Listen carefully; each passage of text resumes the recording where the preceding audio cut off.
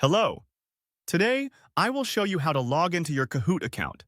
You can log in via our main website, kahoot.com. Here, in the top right corner, you can see a button, Log In. Click on it and let the page load. You can use single sign-on with Google, Microsoft, Apple, or Clever.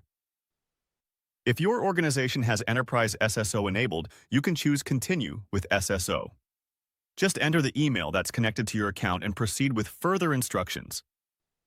If you choose Google, Microsoft, Apple, or Clever, you'll be redirected to a chosen provider login page. There, you need to pick your account and finish logging in. Another way to log in? Just enter your username and password, then proceed with login. Thank you for watching. Remember to leave a comment, give a thumbs up, and subscribe. Enjoy Kahooting.